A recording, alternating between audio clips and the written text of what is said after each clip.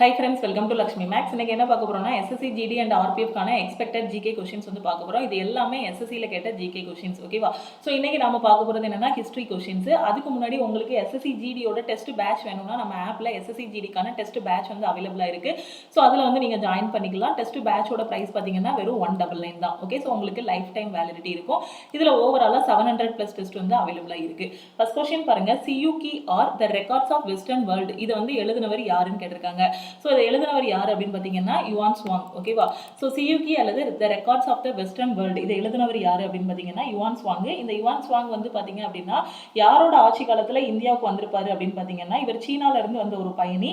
So Harshvardhan இருக்கார் இல்லையா, அவரோட ஆட்சி காலத்தில் தான் இவர் வந்து இந்தியாவுக்கு வந்திருப்பாரு. ஓகே, ஸோ இதில் சியூகி அப்படின்னா என்ன அர்த்தம் அப்படின்னு பார்த்தீங்கன்னா மேற்கத்திய நாடுகளின் பதிவு அப்படின்னு மீனிங். ஓகே, ஸோ அதே மாதிரி மற்ற ஆப்ஷன்லாம் பார்த்தீங்க அப்படின்னா இதே மாதிரி முக்கியமான யுவான் ஸ்வாங் மாதிரியே முக்கியமானவங்க யாரெல்லாம் அப்படின்னு பார்த்தீங்கன்னா பானப்பட்டா, ஓகேவா? ஸோ இவரை வச்சும் அடிக்கடி எக்ஸாமில் கொஸ்டின்ஸ் கேட்பாங்க. பானப்பட்டா யார் அப்படின்னு பார்த்தீங்கன்னா ஹர்ஷவர்தனோட அரசவையில் இருந்த ஒரு கவிஞர் தான் யாருன்னா பானப்பட்டா. இவர் வந்து பார்த்தீங்கன்னா ஹர்ஷ சரிதாவை வந்து இவர் தான் எழுதியிருப்பாரு, ஓகேவா? அவரை பற்றி ஹர்ஷவர்தனோட புகழ் எல்லாத்தையும் எழுதியிருக்கிறது தான் என்னன்னா ஹர்ஷ சரிதா. இந்த ஹர்ஷ சரிதாவை எழுதினவர் யாருன்னா பானப்பட்டா. இவர் ஹர்ஷ்வர்தனோட அரசவையில தான் இருப்பாரு, ஓகேவா? ஸோ அதே மாதிரி இவர் எழுதின ஒரு முக்கியமான நூல் என்ன அப்படின்னு பார்த்தீங்கன்னா காதாம்பரி. இதை எழுதினவர் யாரு அப்படின்னு பார்த்தீங்கன்னா இந்த பானப்பட்டா தான், ஓகேவா? ஸோ காதாம்பரி ஹர்ஷ சரிதா, இது ரிப்பீட்டடாக எக்ஸாம்ல கேட்பாங்க. யுவான் ஸ்வாங் மாதிரியே பார்த்தீங்கன்னா பானப்பட்டாவும் ரொம்ப முக்கியமான ஒரு ஆளு, ஓகேவா? ஸோ யுவான் ஸ்வாங் வந்து ஒரு சீன பயணி. ஓகே, ஸோ பானப்பட்டா வந்து ஹர்ஷ்வர்தனோட அரசவையில் இருந்த ஒரு கவிஞர். அவர் எழுதின இது என்ன அப்படின்னு பார்த்தீங்கன்னா காதாம்பரி ஹர்ஷ சரிதா.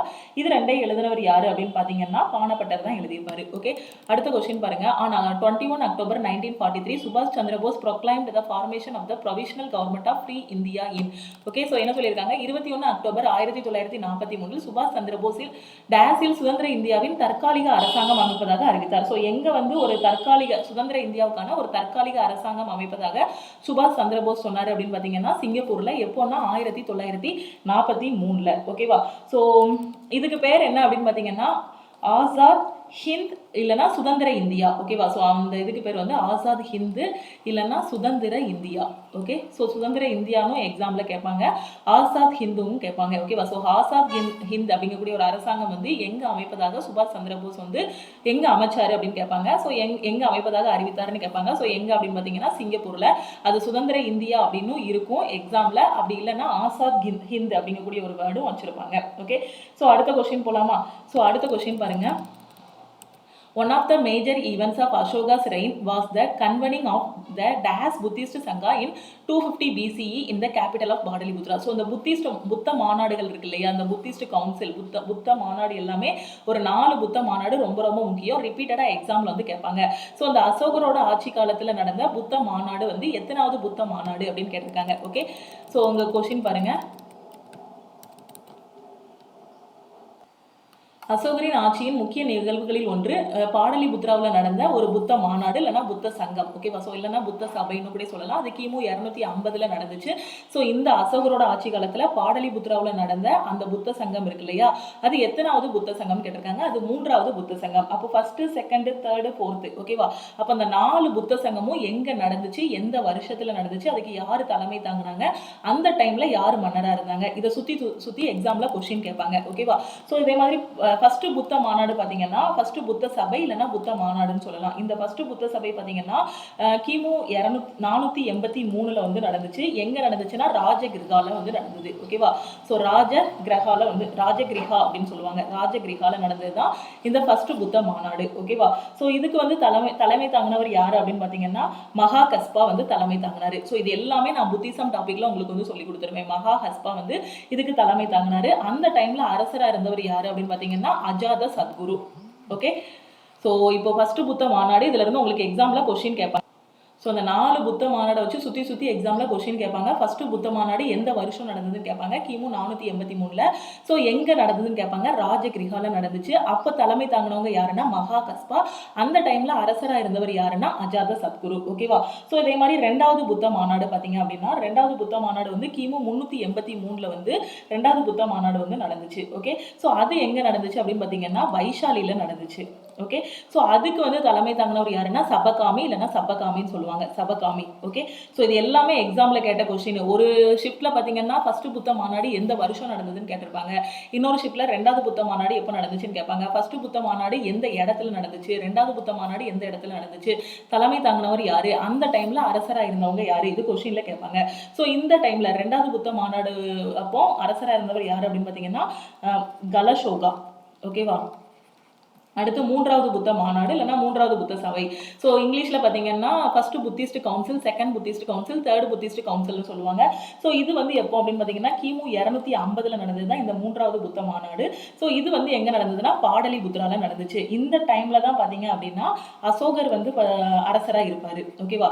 ஸோ அதுக்கு தலைமை தாங்கினவர் யாரு அப்படின்னு பார்த்தீங்கன்னா மொஹலி புத்திசா. மொஹலி புத்திசா வந்து இதுக்கு தலைமை தாங்கியிருப்பாரு. ஓகே. ஸோ இது எல்லாமே கரெக்டாக பார்த்துக்கோங்க. ஃபர்ஸ்ட் புத்த மாநாடு, ரெண்டாவது புத்த மாநாடு, மூன்றாவது புத்த மாநாடு. அதுக்கப்புறம் நான்காவது புத்த சபை இல்லைன்னா புத்த மாநாடு வந்து பார்த்தீங்கன்னா கிபி 72 வந்து நடந்துச்சு. எங்கன்னா குண்டல்வன்ல வந்து நடந்துச்சு. குண்டல்வன்ல வந்து நடந்துச்சு. ஸோ இதுக்கு வந்து பார்த்தீங்கன்னா தலைமை தாங்கினவங்க யாருன்னா வசுமித்ரா வந்து தலைமை தாங்கியிருப்பாரு. அப்போ அரசராக இருந்தவர் யாரு அப்படின்னு பார்த்தீங்கன்னா கனிஷ்கர். கனிஷ்கரோட காலத்தில் தான் நான்காவது புத்த மாநாடு வந்து நடந்துச்சு. ஓகே.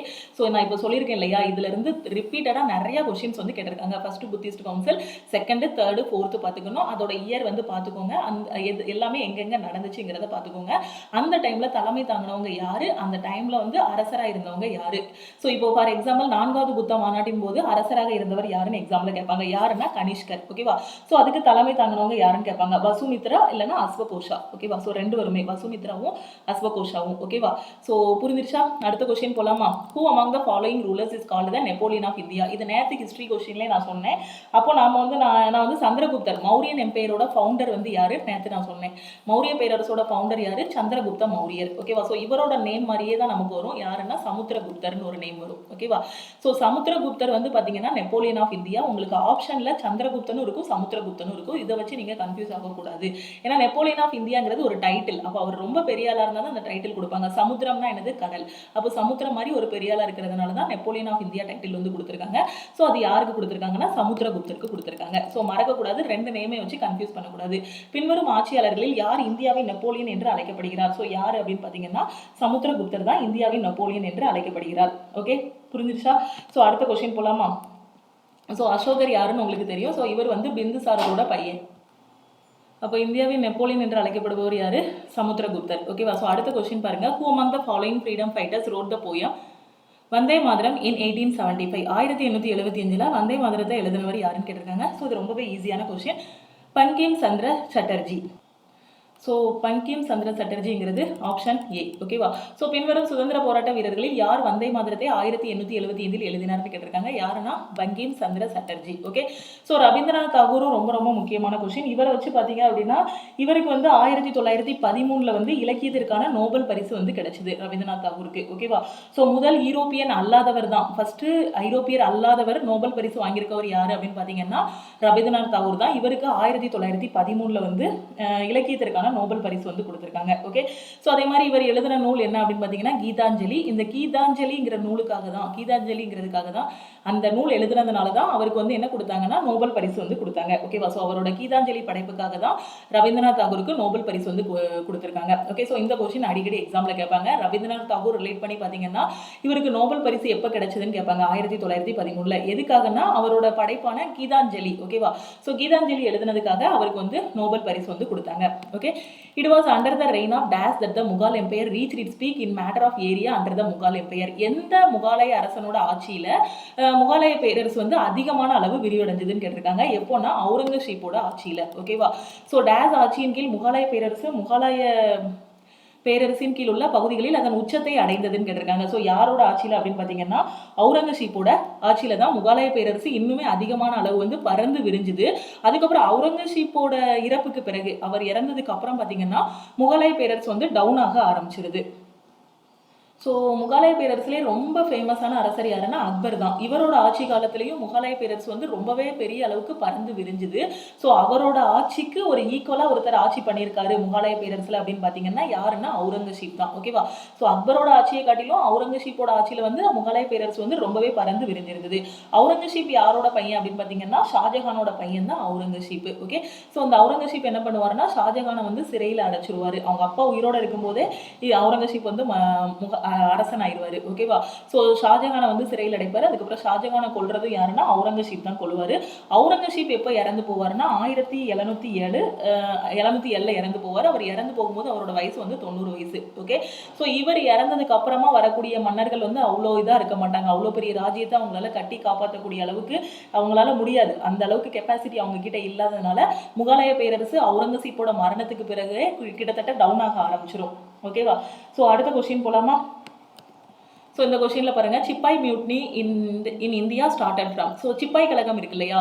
ஸோ 1857. ஸோ வரலாற்றிலே மறக்க முடியாத நாள். இதை தான் நம்ம என்ன சொல்லுவோம்? சிப்பாய் கழகம் இல்லைன்னா முதல் இந்திய சுதந்திர போர்னு சொல்லுவோம். இந்த சிப்பாய் கழகம் வந்து எங்கேருந்து ஆரம்பிச்சதுன்னு கேட்டிருக்காங்க. மீரட்லேருந்து ஆரம்பிச்சது தான் என்னது? சிப்பாய் கழகம். ஸோ சிப்பாய் கழகம் எங்கேருந்து ஸ்டார்ட் ஆயிடுச்சு அப்படின்னு பார்த்தீங்கன்னா மீரட்லேருந்து ஆரம்பிச்சது.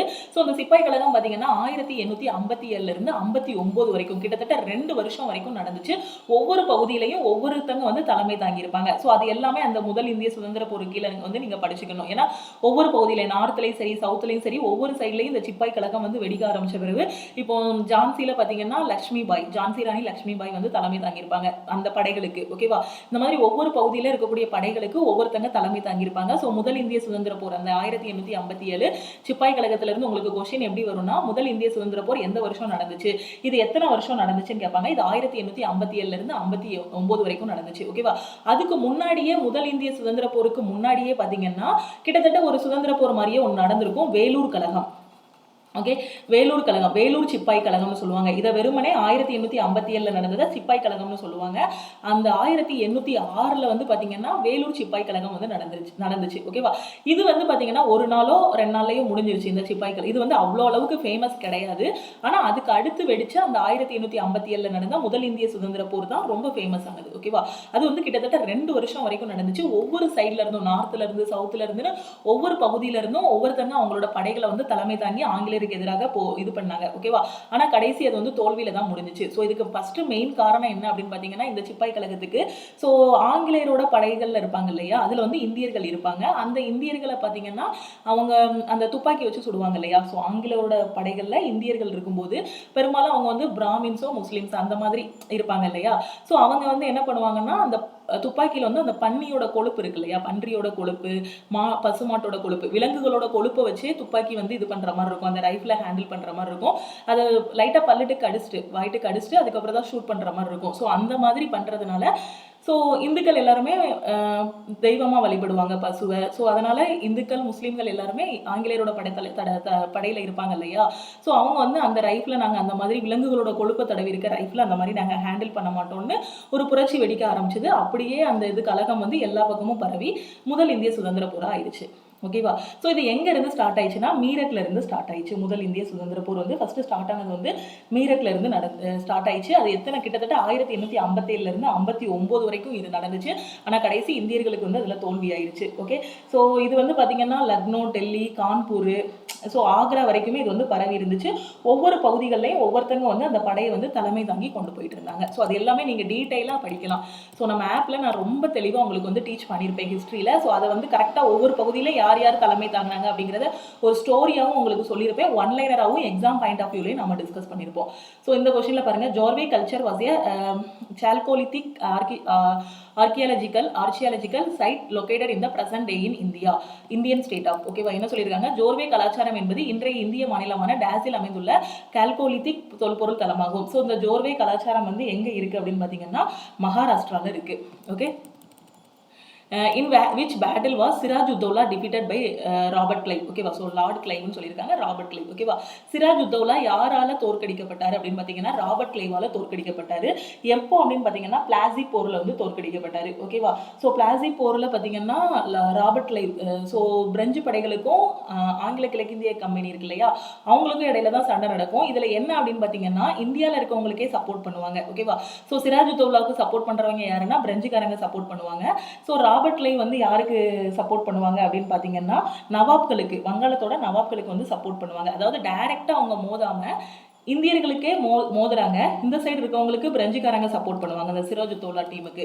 இந்த ராபர்ட் கிளைவ் வந்து பார்த்தீங்கன்னா அந்த நவாப்போட டீமுக்கு வந்து சப்போர்ட் பண்ணுவாங்க. ஸோ இப்படி இவங்க ரெண்டு பேரும் இது பண்ணும்போது கடைசி பார்த்தீங்கன்னா சிராஜ் உத்தௌலா வந்து தோற்கடிக்கப்பட்டுருவார் இந்த பேட்டில், பிளாசி போரில். ஓகேவா, ஸோ இவர் தோற்கடிக்கப்பட்டதுக்கு அப்புறமா மிர்ஜாபர் இருக்கார் இல்லையா, மிர்ஜாபரை வந்து அவங்க வந்து வங்காளத்தோட நவாபா அரியணையில் அமர்த்திடுவாங்க. ஓகேவா, ஸோ அப்போ இதில் நீங்கள் தெரிஞ்சுக்க வேண்டியது என்ன அப்படின்னு பார்த்தீங்கன்னா பிளாசி போரில் வந்து ராபர்ட் கிளைவ் வந்து சிராஜ் உத்தௌலாவை தோற்கடிச்சிருக்காரு. ஓகேவா, ஸோ இதில் எந்த போர்? Battle of Plassey. Okay, Siraj ud-Daulah எந்த போரில் ராபர்ட் கிளைவ், ஸோ கிளைவ்னு சொல்லுவாங்க, அவரை ராபர்ட் கிளைவ்னு சொல்லுவாங்க, கிளைவ் பிரபுவால் தோற்கடிக்கப்பட்டார். ஸோ எந்த போரில் அப்படின்னு பார்த்தீங்கன்னா பிளாசி போரில் வந்து தோற்கடிக்கப்பட்டார். ஓகேவா, ஸோ அடுத்து பாருங்க, who among the following Mughal emperor was illiterate. So எந்த முகாலய அரசர் வந்து படிக்கல அப்படின்னு கேட்டிருக்காங்க. ஸோ அக்பர் வந்து படிக்கல. ஓகேவா, ஸோ அக்பர் வந்து பார்த்தீங்கன்னா அவர் தன்னோட 13 வயசுலேயே அரியணைக்கு வந்துருவார் இல்லையா, ஸோ அதனாலேயும் ஒரு காரணத்தால் அவர் வந்து படிக்கல. நீங்கள் ஜோதா அக்பர் படம் பார்த்துருந்தீங்கன்னா அதிலே தெரியும். ஸோ அதில் ஒரு சீனில் கூட அக்பர்கிட்ட வந்து ஜோதா வந்து எழுதிட்டு காட்டுவாங்க, அவருக்கு வாசிக்க தெரியாது. ஸோ படிப்பறிவு இல்லாத ஒரு முகலாய அரசர் யாருன்னா அக்பர். ஆனால் அவர் தான் ரொம்ப திறமை மிக்க அரசராக முகலாய பேரரசில் இருந்திருப்பாரு.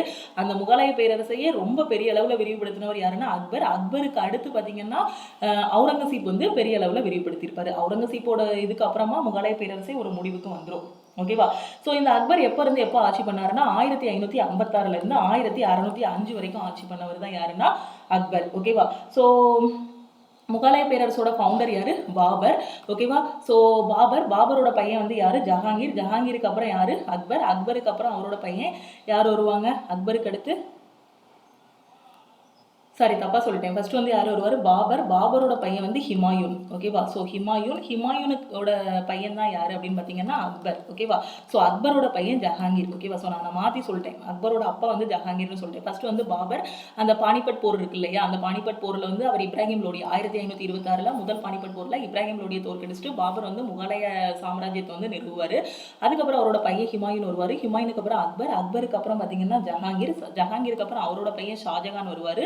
ஷாஜகானுக்கு அப்புறம் பார்த்தீங்கன்னா அவுரங்கசீப் வருவார். ஓகேவா, ஸோ ஷாஜகான் உயிரோடு இருக்கும்போதே அவுரங்கசீப் வந்து அரியணைக்கு வந்துருவார். ஏன்னா ஷாஜகானை வந்து அவுரங்கசீப் வந்து சிறையில் அடைச்சிட்டு கொலை பண்ணி கொண்டுருவார். ஓகேவா, ஸோ அதுக்கப்புறம் வந்து பகதூர் ஷா வருவார். ஸோ இப்போ நமக்கு தெரிஞ்சுக்க வேண்டியது என்னன்னா முகலாய பேரரசில் இருந்த மன்னர்களில் எந்த அரசர் வந்து படிக்கலை அப்படின்னு பார்த்தீங்கன்னா அக்பர் வந்து படிக்கலை. ஓகேவா, ஸோ இவரோட ஆட்சி காலம் பார்த்தீங்கன்னா 1556 1605 வரைக்கும். ஸோ அவங்களோட இது பார்த்துக்கோங்க. ஓகேவா, பாபர், அப்புறம் அவரோட பையன் ஹிமாயூனோட பையன் அக்பர், அக்பரோட பையன் ஜஹாங்கீருக்கு அப்புறம் ஷாஜகானுக்கு அப்புறம் அவுரங்கசீப். ஓகே, பின்வரும் முகலாய பேரரசர் யார் கல்வி அறிவு இல்லாதவர்? ஸோ இப்போ தான் பார்த்தோம் யாரு? அக்பர். ஓகேவா, so the second battle of Tarain was fought between. So Tarain போர் இருக்கு இல்லையா, so second battle of Tarain வந்து யாருக்கு இடையில நடந்துச்சு அப்படின்னு கேட்டிருக்காங்க. இரண்டாவது தரைன் போர் வந்து யாருக்கு இடையில நடந்துச்சு அப்படின்னு கேட்டிருக்காங்க. ஸோ யாருக்கு இடையில அப்படின்னு பார்த்தீங்கன்னா கோரிக்கும் சவுகானுக்கும், அதாவது முகமது கோரிக்கும் பிருத்திவிராஜ் சவுகானுக்கும் இடையில நடந்தது தான் இரண்டாவது தரைன் போர். ஓகேவா, இரண்டாவது தரைன் போர் வந்து முகமது கோரிக்கும் பிருத்திவிராஜ் சவுகானுக்கும் இடையில நடந்தது தான் இரண்டாவது தரைன் போர். ஸோ இந்த இரண்டாவது தரைன் போரில் யார் ஜெயிச்சிருப்பாங்க அப்படின்னு பார்த்தீங்கன்னா முகமது கோரி வந்து ஜெயிச்சிருப்பாரு. அவர் வந்து பிருத்திவிராஜ் சவுகானை வந்து தோற்கடிச்சிருவாரு. ஓகேவா, ஸோ இரண்டாவது தரைன் போர் 1192 வந்து நடக்கும். இந்த போரில் பார்த்தீங்கன்னா ரெண்டு பேருக்கு இடையில, ஒன்று முகமது கோரி, இன்னொன்று வந்து பிருத்திவிராஜ் சவுகான், இவங்க ரெண்டு பேருக்கு இடையில நடக்கும். இதில் முகமது கோரி வந்து ஜெயிச்சிருவாரு. பிருத்திவிராஜ் சவுகானை வந்து அவர் வந்து என்ன பண்ணிடுவாருன்னா தோற்கடிச்சிருவாரு. ஓகேவா, ஸோ இதுதான் இதில் இருக்கக்கூடிய முக்கியமான இன்ஃபர்மேஷன். அடுத்து name the commission that came to India in 1928 to reform India's constitutional system. So 1928 இந்தியாவுக்கு ஒரு குழு வரும். ஓகேவா, ஸோ அது வந்து எந்த கமிஷன் அப்படின்னு கேட்டிருக்காங்க? Simon commission. ஓகேவா, ஸோ இந்தியாவின் அரசியலமைப்பு அமைப்பை சீர்திருத்துவதற்காக 1928 இந்தியாவிற்கு வந்த ஆணையத்தின் பெயர் என்ன அப்படின்னு பார்த்தீங்கன்னா சைமன் கமிஷன். ஓகேவா, சைமன் குழு தான் இந்தியாவுக்கு வந்து வரும். ஓகேவா, 1928 இதுவும் ரொம்ப முக்கியமான இது. சைமன் குழு பற்றி எக்ஸாமில் ரிப்பீட்டடாக கொஸ்டின் வந்து கேட்பாங்க. 1928 சைமன் குழு தான் இந்தியாவுக்கு வருவாங்க. ஸோ இந்த கமிஷன் பார்த்தீங்க அப்படின்னா அதுக்கு ஹெட் யாருன்னா அந்த அந்த ஹெட் பேரும் சைமன் தான். ஓகேவா, சர் ஜான் சைமன். ஓகேவா, சர் ஜான் சைமன். அதுக்கப்புறம் அட்லி இருக்காரு இல்லையா, கவர்மெண்ட் அட்லி. ஓகேவா, ஸோ இவங்களுக்கு கீழே ஒரு 7 உறுப்பினர்களை கொண்ட ஒரு குழு தான் என்னதுன்னா இந்த சைமன் கமிஷன். இந்த சைமன் கமிஷனில் வந்து இந்தியர்கள் யாருமே இருக்க மாட்டாங்க. அதனால இதுக்கும் வந்து என்ன ஆச்சு அப்படின்னு பார்த்தீங்கன்னா எதிர்ப்பு வந்து இருந்துச்சு. ஓகேவா, ஸோ அதே மாதிரி முக்கியமானது என்ன அப்படின்னு பார்த்தீங்கன்னா ரவுலட் சட்டம். இதுவும் எக்ஸாம்ல திருப்பி திருப்பி கேட்பாங்க. 1919 தான் ரவுலட் சட்டம் வந்து கொண்டு வரப்பட்டது. ஓகேவா, அதுக்கப்புறம் வங்காள பிரிவினை 1905 வந்து வங்க பிரிவினை வந்து இருந்துச்சு. ஓகேவா, ஸோ இது எல்லாமே முக்கியமானது. ஓகே, ஸோ சைமன் கமிஷன் இந்தியாவுக்கு எப்போ வந்துச்சு அப்படின்னு பார்த்தீங்கன்னா 1928, ரவுலட் சட்டம் 1919, வங்க பிரிவினை பார்த்தீங்கன்னா 1905. ஸோ இது வந்து ஒரு குரோனாலஜிக்கல் ஆர்டரில் ஒரு ஆர்டராக வந்து எது ஃபர்ஸ்ட் எது செகண்ட் எது தேர்டு ஃபோர்த்துன்னு நீங்கள் வந்து அரேஞ்ச் பண்ணணும். ஓகேவா, ஃபர்ஸ்ட் வந்து Quit India movement. Quit India மூவ்மெண்ட்னா தமிழில் வெள்ளையினை வெளியேறு இயக்கம். ஷிம்லா கான்ஃபரன்ஸ் என்னது, சிம்லா மாநாடு. பூனா பேக்ட்னா பூனா ஒப்பந்தம், கேபினெட் மிஷன். ஓகேவா, ஸோ இதை வந்து ஒரு ஆர்டரா நீங்க வந்து சொல்லணும். ஓகேவா, ஸோ இதோட இயர் வந்து ஃபர்ஸ்ட் உங்களுக்கு தெரியணும். தெரிஞ்சாதான் இதை வந்து நாம வந்து அரேஞ்ச் பண்ண முடியும். ஸோ பூனா ஒப்பந்தம் வந்து எப்போ கையெழுத்தானதுன்னு பார்த்தீங்கன்னா 1932. குவைட் இந்தியா மூவ்மெண்ட் எல்லாருக்கும் தெரியும். 1942 வெள்ளையினை வெளியேறு இயக்கம் வந்து நடந்துச்சு. அதுக்கப்புறம் சிம்லா மாநாடு பார்த்தீங்கன்னா 1945 வந்து நடந்துச்சு. கேபினெட் மிஷன் பார்த்தீங்க அப்படின்னா கேபினெட் மிஷன் திட்டம் வந்து 1946. ஓகே, ஸோ இதை ஆர்டர் படி அரேஞ்ச் பண்ணீங்கன்னா ஃபர்ஸ்ட் வந்து பூனா பேக்ட் 3, அதுக்கப்புறம் வந்து பார்த்தீங்கன்னா 42 ஸோ வெள்ளையினை வெளியேறு இயக்கம், அதுக்கப்புறம் சிம்லா கான்ஃபரன்ஸ், அதுக்கப்புறம் கேபினெட் மிஷன். ஸோ இதுதான் இதுக்கான ஆர்டர். ஓகேவா, ஸோ கேபினெட் மிஷன். ஸோ இது வெள்ளையினை வெளியேறு இயக்கம் 1942, சிம்லா மாநாடு 1945, பூனா ஒப்பந்தம் 1932, கேபினெட் மிஷன் வந்து 1946. ஸோ இது ஆர்டர் அரேஞ்ச் பண்ணீங்கன்னா ஆர்டர் வந்து 3-1-2-4 இருக்கும். ஓகே, ஸோ அடுத்த கொஸ்டின் போலாமா. According to the categories of land mentioned in the Chola inscriptions, dash was known as the land gifted to temples. ஓகேவா, ஸோ இந்த சோழர்களோட காலத்தில் பார்த்தீங்க அப்படின்னா கோயில்களுக்காக சில நிலங்களை வந்து அவங்க தானமாக கொடுத்துருப்பாங்க. அதுக்கு பேர் என்னன்னு கேட்டிருக்காங்க. இது எல்லாமே சோழர்களோட கல்வெட்டில் வந்து மென்ஷன் பண்ணிடுவாங்க. ஸோ இந்த கோயில்களுக்கு மென்ஷன் பண்ணியிருக்காங்க. இந்த கோயில்களுக்காக அவங்க கொடுத்த அந்த நிலங்கள் இருக்கு இல்லையா, அதை வந்து தேவதானம் அப்படின்னு சொல்லுவோம். ஓகேவா, ஸோ தேவதானம் இது வந்து மறக்காது. ஓகேவா, ஸோ சோழர்களின் கல்வெட்டுகளில் குறிப்பிட்டுள்ள நில வகைகளின்படி டேஸ் கோயில்களுக்கு காணிக்கையாக வழங்கப்பட்ட நிலம். ஸோ கோயில்களுக்கு காணிக்கையாக வழங்கப்பட்ட நிலம்னாலே நம்ம தேவஸ்தானம் தேவதானம் அப்படி தானே சொல்லுவோம். ஸோ தேவதானம் தான் சோழர்களோட காலத்தில் கோயில்களுக்காக அவங்க வந்து வழங்கியிருக்காங்க. ஸோ ஃப்ரீயாக கொடுத்த நிலம் தான் என்னதுன்னா தேவதானம். இதை வந்து நீங்கள் வந்து அரேஞ்ச் பண்ணணும். ஸோ இந்த மாதிரி ஒவ்வொரு சமாஜத்தையும் ஒவ்வொருத்தவங்க வந்து தோற்றுவித்திருப்பாங்க. ஸோ இது வந்து ஆர்டராக இல்லை. ஸோ இதை வந்து நம்ம வந்து மேட்ச் பண்ணணும். ஓகேவா, ஸோ இதில் வந்து பார்த்தீங்கன்னா ஆரிய சமாஜத்தை தோற்றுவித்தவர் யார் அப்படின்னு பார்த்தீங்கன்னா தயானந்த சரஸ்வதி. ஸோ ஆரிய சமாஜத்தை தோற்றுவித்தவங்க வந்து யாருன்னா தயானந்த சரஸ்வதி. பிரம்ம சமாஜத்தை தோற்றுவித்தவர் யார், இது உங்களுக்கு பொறுத்துக மாதிரியும் கேட்பாங்க, மேட்ச் த ஃபாலோயிங் மாதிரியும் எக்ஸாமில் கேட்பாங்க, இல்லை ஒன்லைனராகவும் கேட்பாங்க. ஆரிய சமாஜத்தை தோற்றுவித்தவர் யாருன்னு கேட்பாங்க, தயானந்த சரஸ்வதி. பிரம்ம சமாஜத்தை தோற்றுவித்தவர் யார் அப்படின்னு பார்த்தீங்கன்னா ராஜாராம் மோகன் ராய். வேத சமாஜத்தை தோற்றுவித்தவர் யாரு அப்படின்னு பார்த்தீங்கன்னா சந்திரசன், கேஷப் சந்திரசன், அதுக்கப்புறம் ஸ்ரீதர்லு நாயுடு. ஓகேவா, ஸோ இவர். அதுக்கப்புறம் பிரார்த்தனா சமாஜ் வந்து பார்த்தீங்க அப்படின்னா ஆத்மராம் பாண்டுரங் வந்து தோற்றுவித்திருக்காரு. ஓகேவா, ஸோ இது 4மே ரொம்ப ரொம்ப முக்கியம். ஒன்லைனராகவும் கேட்கலாம், இந்த மாதிரி மேட்ச் த ஃபாலோயிங் மாதிரியும் எக்ஸாமில் கேட்கலாம். ஓகேவா, ஆரிய சமாஜத்தை தோற்றுவித்தவர் யாரு, தயானந்த சரஸ்வதி. பிரம்ம சமாஜத்தை தோற்றுவித்தவர் யாரு, ராஜாராம் மோகன் ராய். வேத சமாஜத்தை தோற்றுவித்தவங்க யாரு, கேசப் சந்திரசன், அதுக்கப்புறம் கே ஸ்ரீதர்லு நாயுடு. பிரார்த்தனா சமாஜ தோற்றுவித்தவங்க வந்து ஆத்மராம் பாண்டுரங். ஓகேவா, ஸோ இதுதான் பார்த்தீங்கன்னா உங்களுக்கு எஸ்எஸ்சியில் ப்ரீவியஸ் இயரில் கேட்ட ஹிஸ்ட்ரி கொஷின்ஸ். ஸோ இப்போ நான் சொல்லிக் கொடுத்தது எல்லாமே கண்டிப்பாக எக்ஸாமில் எஸ்எஸ்சி ஜிடிக்கும் சரி ரயில்வே எக்ஸாமுக்கும் வரும். ரொம்ப ரொம்ப முக்கியமான கொஷின். டெய்லி வரக்கூடிய கிளாஸை மிஸ் பண்ணாமல் பாருங்கள். உங்கள் ஃப்ரெண்ட்ஸும் எக்ஸாமுக்கு ப்ரிப்பேர் பண்ணுறாங்கன்னா மறக்காமல் அவங்களுக்கு இந்த வீடியோவை ஷேர் பண்ணுங்கள். ஓகேவா, ஸோ இந்த பிடிஎஃப் வந்து நம்ம டெலகிராம் குரூப்பில் வந்து நான் போஸ்ட் பண்ணிடுறேன். ஓகேவா, ஸோ இதில் வந்து நான் டீடைல் எக்ஸ்ப்ளனேஷன் வந்து கொடுக்கல. அந்த டீடைல் எக்ஸ்ப்ளனேஷனை நான் வந்து சொல்லிட்டேன். அந்த பிடிஎஃப்ல வந்து டீடைல் எக்ஸ்ப்ளனேஷன் வந்து இல்லை. ஓகேவா, ஸோ நான் அப்லோட் பண்ணிடுறேன். நீங்கள் வந்து இந்த பிடிஎஃப் டவுன்லோட் பண்ணி வந்து படிச்சுக்கோங்க. ஓகேவா, ஸோ வேற ஏதாவது டவுட் இருக்கு அப்படின்னா மறக்காம கமெண்ட்ல சொல்லுங்க. வீடியோ பிடிச்சிருந்து அப்படின்னா லைக் பண்ணுங்க. டெய்லி வரக்கூடிய கொஸ்டின்ஸை மிஸ் பண்ணாம பாருங்க. ஃபர்ஸ்ட் நம்ம ஹிஸ்ட்ரியில இம்பார்ட்டன்ட் கொஸ்டின் டிஸ்கஸ் பண்ணலாம், பாலிட்டியில அதுக்கப்புறம் இம்பார்ட்டன்ட் கொஸ்டின்ஸ், அப்புறம் கரண்ட் அஃபேர்ஸ் கொஸ்டின்ஸ் எல்லாமே நம்ம வந்து எக்ஸாம் போறதுக்கு முன்னாடி எஸ்எஸ்சி ஜிடி எக்ஸாம் போறதுக்கு முன்னாடி டிஸ்கஸ் பண்ணலாம். பிப்ரவரியில வந்து உங்களுக்கு எஸ்எஸ்சி ஜிடி எக்ஸாம் சொல்லியிருக்காங்க. அதே பிப்ரவரியில ஆர்பிஎஃப்கான நோட்டிஃபிகேஷன் வந்துடும். ஸோ டெய்லி வரக்கூடிய வீடியோவை மிஸ் பண்ணாம பாருங்க. இதுக்கு முன்னாடி நான் அப்லோட் பண்ணியிருந்தேன் மேக்ஸ் அண்ட் ரீசனிங் கிளாஸஸ் பார்க்கணும் அப்படின்னா நம்ம யூடியூப் சேனல்ல பிளேலிஸ்ட்டுக்குள்ள போனீங்க அப்படின்னா எஸ்எஸ்சி ஜிடி அண்ட் ஆர்பிஎஃப் 2024னு ஒரு பிளேலிஸ்ட் இருக்கும். அந்த பிளேலிஸ்ட்டில் இது வரைக்கும் நம்ம டிஸ்கஸ் பண்ண மேக்ஸ் அண்ட் ரீசனிங்கான 25 கிளாஸும் இருக்கும். ஸோ அந்த கிளாஸஸ் எல்லாமே பார்த்துக்கோங்க. அது எல்லாமே நம்ம டெஸ்ட் பேட்ச்ல இருந்த கொஸ்டின்ஸ் தான். நம்ம டெஸ்ட் பேட்சோட ப்ரைஸ் பார்த்தீங்கன்னா 199. ஸோ நீங்கள் வந்து டெஸ்ட் போட்டு பார்க்கணும் அப்படின்னா நம்ம எஸ்எஸ்சி ஜிடியோட டெஸ்ட் பேட்ச்ல வந்து ஜாயின் பண்ணிக்கோங்க. இது வந்து உங்களுக்கு life time validity. Okay, so எப்படி ஜாயின் பண்ணணும் அப்படின்னா நம்மளோட ஆப்பை வந்து ப்ளே ஸ்டோரில் போய் டவுன்லோட் பண்ணிக்கோங்க. லக்ஷ்மி மேக்ஸ் ஆப்பை டவுன்லோட் பண்ணதுக்கப்புறம் உங்களோட மொபைல் நம்பர் மட்டும் என்டர் பண்ணால் போதுமானது. அதுக்கு ஒரு ஓடிபி வரும். ஓகேவா? ஸோ அதுக்கப்புறம் நம்ம ஆப்பை ஓப்பன் பண்ணி ஸ்டோருக்குள்ளே போயிட்டு நீங்கள் டெஸ்ட் பேட்ச்னா டெஸ்ட் பேட்சுக்குள்ளே ஜாயின் பண்ணிக்கலாம். All in one course join பண்ணனாலும் ஆல் இன் ஒன் கோர்ஸில் ஜாயின் பண்ணிக்கலாம். நீங்கள் வந்து ஃபஸ்ட் அட்டம்ப்ட்ல எக்ஸாம் வந்து கிளியர் பண்ணணும். வரக்கூடிய கவர்மெண்ட் எக்ஸாம்ஸ் எல்லாமே ஃபஸ்ட் அட்டம்ப்ட்ல கிளியர் பண்ணணும்னா நம்ம ஆப்பில் இருக்கக்கூடிய ஆல் இன் ஒன் கோர்ஸில் வந்து ஜாயின் பண்ணிக்கோங்க. ஸோ ஆல் இன் ஒன் கோர்ஸோட ப்ரைஸ் வந்து வெறும் 1499 தான். ஓகேவா? ஸோ 1499 தான். ஸோ நீங்கள் ஃபஸ்ட் அட்டம்ப்ட்ல ஒரு கவர்மெண்ட் எக்ஸாம் கிளியர் பண்ணணும்னா இதில் இருக்க கிளாஸஸ் மட்டுமே அட்டென்ட் பண்ணாலே போதும். நீங்கள் எஸ்எஸ்சி, ரயில்வே, பேங்க், டிஎன்பிஎஸ்சி எந்த எக்ஸாம் ப்ரிப்பேர் பண்ணாலும் சரி, இதில் இருக்கக்கூடிய கிளாஸஸ் எல்லாமே ரொம்ப ரொம்ப யூஸ்ஃபுல்லாக இருக்கும். இதில் பார்த்தீங்கன்னா கொஷின்ஸ் உங்களுக்கு தமிழ் அண்ட் இங்கிலீஷில் இருக்கும். கிளாஸஸ் எல்லாமே தமிழ் அண்ட் இங்கிலீஷில் இருக்கும். கொஷின்ஸும் தமிழ் அண்ட் இங்கிலீஷில் இருக்கும். இதில் வந்து சிலபஸ் ஃபுல்லாகவே கவர் பண்ணியிருப்போம். Maths, reasoning, general awareness, English.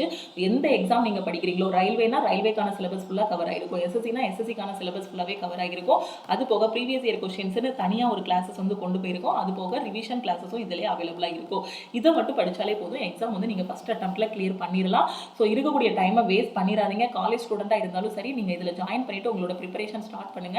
பிப்ரவரியில இருந்து நாம வந்து லைவ் கிளாஸஸ் வந்து சொல்லியிருக்கோம். கண்டிப்பா பிப்ரவரியில இருந்து மார்னிங் வந்து ஒரு 5:30 to 6 o'clock 5:30 to 7 o'clock வரைக்கும் உங்களுக்கு லைவ் கிளாஸஸ் இருக்கும். ஒரு எக்ஸாம் கிளியர் பண்றதுக்கு இது மட்டும் நீங்க படிச்சாலே போதும். ஓகேவா?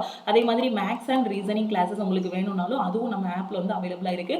ஸோ இதோட பிரைஸ் பார்த்தீங்கன்னா வெறும் 899 தான். வெறும் மேக்ஸ் ரீசனிங் மட்டும் உங்களுக்கு இதில் வந்து ஃபுல்லாகவே கவர் ஆகியிருக்கும். மேக்ஸ், அதாவது எந்த எக்ஸாம் படித்தாலும் மேக்ஸ்னா அவ்வளோதான் சிலபஸ், ரீசனிங் தான் அவ்வளோதான் சிலபஸ் அப்படின்னு இருக்கும் இல்லையா? அது ஃபுல்லாகவே இதில் கவர் ஆகியிருக்கும். அதே மாதிரி உங்களுக்கு இங்கிலீஷ் மட்டும் வேணும், இங்கிலீஷில் வீக்காக இருக்கீங்கன்னா அதுக்கான கிளாஸஸும் நம்ம ஆப்பில் அவைலபிளாக இருக்குது. ஸோ ஒரே பிளேஸ்லேயே உங்களுக்கு டெஸ்ட் பேட்ச் கிளாஸஸ் எல்லாமே அவைலபிளாக இருக்குது.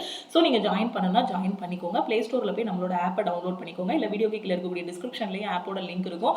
ஸோ அதை கிளிக் பண்ணியும் நம்ம ஆப்பை வந்து டவுன்லோட் பண்ணிக்கலாம். ஓகேவா? ஸோ டவுன்லோட் பண்ணுறதுலையோ இல்லை கிளாஸில் ஜாயின் பண்ணுறதுலையோ இல்லை எக்ஸாம் பற்றி ஏதாவது ஒரு டவுட் இருக்குது அப்படின்னா இந்த நம்பருக்கு நீங்கள் கால் பண்ணி வாட்ஸ்அப் பண்ணி கேட்கலாம். 9043379345. ஓகேவா? ஸோ திருப்பியும் நம்ம வந்து அடுத்த கிளாஸில் மீட் பண்ணலாம். தேங்க்யூ. ஸோ டெய்லி வரக்கூடிய வீடியோவை மிஸ் பண்ணாமல் பாருங்கள். ஓகேவா?